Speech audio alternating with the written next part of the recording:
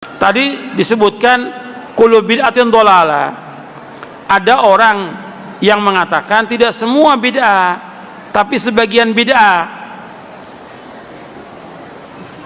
Bagaimana tentang ini? Di antara ustaz-ustaz menyampaikan demikian. Tanya dong kepada ustaznya, kok tanya sama saya? Tanya kepada ustaznya, Ustaz, itu kalimat kullu artinya apa? Kullu bid'atin dhalalah wa kullu dhalalatin finnar. Ada enggak artinya sebagian? Nabi mengartikan sebagian apa tidak? Sahabat mengartikan sebagian atau tidak? Begitu penjelasan ditanya. Sekarang saya tanya kepada antum. Kullu bid'atin dhalalah, setiap bid'ah sesat. Wa kullu dhalalatin finnar, setiap kesesatan tempat neraka. Saya mau tanya kepada antum, ada enggak kesesatan yang tempatnya di sorga? Jawab. Ada enggak kesesatan yang tempatnya di sorga? Enggak ada. Berarti kullu artinya semua kesesatan tempatnya di mana? Di neraka. Karena kalau arti kullu yang terakhir, kullu dhalalatin finnar, setiap kesesatan, artinya semua kesesatan tempatnya di neraka. Sekarang kullu yang kedua dengan yang pertama, kullu bid'atin. Bagusnya tentang bagaimana seandainya kalau ada teman-teman kita dari kaum muslimin masih mengajak kita berbuat syirik, berbuat bid'ah, baik itu minta-minta di kuburan gitu kan, atau berbuat perbuatan-perbuatan yang tidak pernah Nabi SAW contohkan walaupun dalam mata dia ibadah. Seperti contoh, banyak di antara kaum muslimin kalau ada orang meninggal buat tahlilan misalnya, atau ada orang yang mau pindah rumah baca berzanji gitu kan, atau apa saja. Sekarang saya sudah sering bahasakan dan saya lagi tulis tulisan, mudah-mudahan Allah mudahkan, insya Allah terbit. Itu judulnya begini, Kiaiku dan Guruku Muhammad, bagaimana dengan kiai dan guru anda? Ini tujuannya, saya ingin menyentuh para kaum muslimin di negara kita, tidak usah jauh-jauh, di Indonesia saja, bahwasanya sadarlah guru kita, kiai kita hanya satu orang. Allah Tuhan kita satu, guru kita juga cuma satu. Saya dan teman-teman dai yang lain siapapun dia, dari ormas manapun dia, dari yayasan manapun dia, hanya penyambung lidahnya kiai kita Muhammad sallallahu alaihi wasallam. Bukan kita yang buat hukum baru.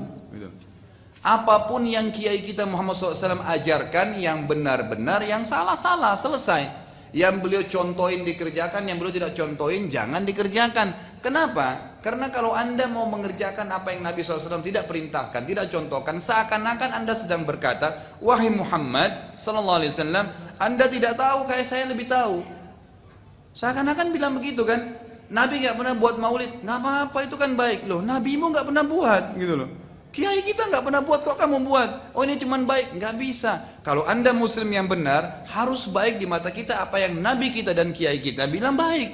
Apakah Nabi SAW bisa meninggal dunia atau akan meninggal dunia sementara beliau tidak kerjakan maulid? Enggak. Kalau memang itu baik, pasti dikerjakan. Biasanya kitab-kitab terjemahan Wahabi itu memang cukup provokatif dan dengan narasi yang memang siapapun yang nggak pernah mondok pasti tertarik. Misalnya begini, cerita bid'ah misalnya. Iyakum wa muhdatsatil umur fa inna kulla bid'atin dhalalah wa kulla dhalalatin finnar, misalnya gitu. Wa kulla muhdatsatin bid'ah wa kulla bid'atin dhalalah wa kulla dhalalatin finnar. Ada yang baca wa kullu bid'atin dhalalah wa kullu dhalalatin finnar. Terus beliau meneruskannya begini, kata bin Bas. Hadza huwa Rasulullah. Hakama bi anna al bid'ah kullaha dhalalah. Terus diteruskan wa jarra asy-Syafi'i faqasama ila hasanatin wa dhalalatin wa sayyi'atin. Jadi dengan narasi seperti itu tuh orang itu tahu bahwa Syafi'i itu kurang ajar benar kira-kira gitu. Jadi dia, ini Rasulullah yang mengatakan semua bid'ah ini dolalah, tapi Syafi'i lancang dengan membagi ada dolalah, ada sayyi'ah, ada hasanah, ada sayyi'ah. Ini aneh katanya. Wong Rasulullah yang Nabi saja bilang satu, semuanya dolalah, kok dia bilang dua kan. Diridasikan jaro'ah, kira-kira makna sedannya yang lama atau berani. Sehingga orang mesti tanya, kenapa sih tidak ikut Rasulullah saja? Tapi ini satu ilmu, setidaknya ilmu perdebatan, bukan ilmu hakiki, karena kita tidak tahu yang diridhani Allah yang mana. Tapi kemudian Sayyid Muhammad dalam kitab Abwaabul Faros, juga dalam kitab-kitab beliau menyanggah itu dengan mengatakan jika makna bid'ah adalah yang nggak pernah dilakukan Rasulullah, itu salah besar. Terus beliau cerita sekian hal, termasuk yang diceritakan adalah ada seorang sahabat ketika sholat dengan Rasulullah tidak pakai doa mainstream, yaitu ketika i'tidal sahabat tadi bilang alhamdulillah hamdan katsiran thayyiban mubarakan fi. Setelah itu setelah Nabi habis sholat Umul Qail, siapa tadi yang melafatkan itu? Semua sahabat diam karena takut disalahkan. Tapi apa yang dikatakan Nabi? Tidak, saya tidak akan menyalahkan. Saya tadi melihat Isna Asra Malakan. Saya tadi melihat 12 malaikat. Yabtadiruna ayyuhum yaktubu awwalu. Semuanya itu bergegas siapa yang nulis awal. Terus kata sahabat tadi, ha anada ya Rasulullah. Padahal ini satu kalimat yang bahkan Rasulullah tidak mengajarkan. Dan Rasulullah bahkan iskal. Kenapa ada kalimat itu? Tapi toh dibenarkan oleh Allah dan Rasul. Cerita Said Muhammad kedua adalah ada sahabat setiap ngimami itu main kulhu.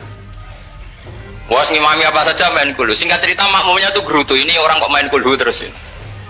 Setelah dilaporkan ke Rasulullah, ditanya sama Rasulullah, kenapa kamu main kulhu ini? Dilaporkan ke saya.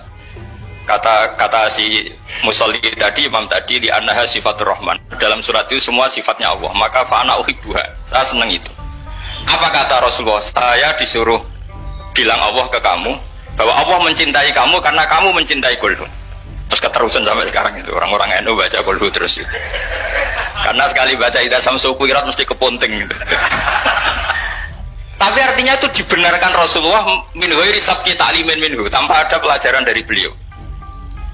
Runtuhlah teori bid'ah bahwa bid'ah adalah semua yang nggak pernah dilakukan Nabi, diajarkan Nabi. Nyatanya beberapa kali Nabi membenarkan sesuatu yang belum pernah diajarkan oleh beliau.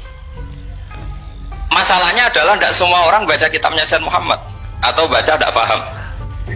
Nah, sementara kitab Hadhihi Mafahimuna itu diterbitkan secara masif oleh pemerintahan Arab Saudi dan ada terjemahnya lagi, sehingga yang nggak bisa Arabnya bisa terjemahnya.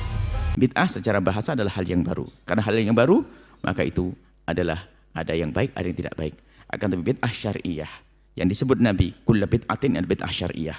Bid'ah yang menurut syarak itu adalah haram, akan tapi bid'ah yang haram menurut syarak itu, bid'ah menurut syarak itu kayak apa? Maka perlu definisi. Bukan semua yang tidak dilakukan Nabi adalah bid'ah. Secara syariat, bid'ah maksudnya hal yang baru, iya, secara lughah. Tapi untuk dikatakan yang tidak dilakukan Nabi sebagai bid'ah syariah, nggak bisa. Yang tidak dilakukan Nabi tidak selalu bid'ah syariah. Bid'ah lughawiyah iya, bid'ah menurut bahasa. Tapi bid'ah syariah itu harus ada definisi yang pernah kita sebutkan pada penjelasan yang lalu. Mohon kembali kepada pembahasan hadis tentang bid'ah. Kurang lebihnya adalah kalau tidak salah kami hadirkan satu definisi atau dua definisi ya. Bid'ah adalah kullu tariqatun fid dini mukhtara'atun ya. Tariqatun fid dini urusan agama, cara beragama. Ini Syatibi yang punya definisi atau tariqatun fid dini, cara beragama, mukhtara'atun yang dibuat-buat. Tudohi syariata yang menyerupai dengan sesuatu yang ada dalam syariat. Yuqsadu bisuluki alaiha, tujuannya melakukan itu apa? Al-mubalaghatu fit ta'abbudi. Berlebihan, enggak cukup. Ya, salat subuh kok cuma 2 rakaat, enggak enak deh mau tambah 4 rakaat lah lagi seger-segernya. Ada lagi semangat-semangat puasa Ramadan tak tambah deh dan masih banyak. Jadi nanti ada definisi bid'ah yang sudah jelas pada kembali kepada hadis tentang bid'ah. Jadi jangan dikit-dikit bid'ah, dikit-dikit bid'ah, apalagi kafir, syirik. Oh, bid'ah itu ada aturannya. Untuk dikatakan bid'ah itu, kita pertama harus tahu itu bid'ah. Yang kedua, kita harus tahu pekerjaan itu. Sifat pekerjaan, dasarnya ada atau tidak.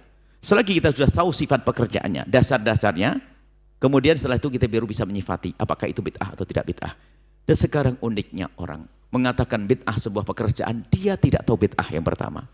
Karena bid'ah menurut dia hanya semua yang tidak dilakukan Nabi bid'ah. Nah, sehingga apa? Wah ini Maulid bid'ah karena Nabi tidak melakukannya. Menurut dia itu tidak dilakukan. Apalagi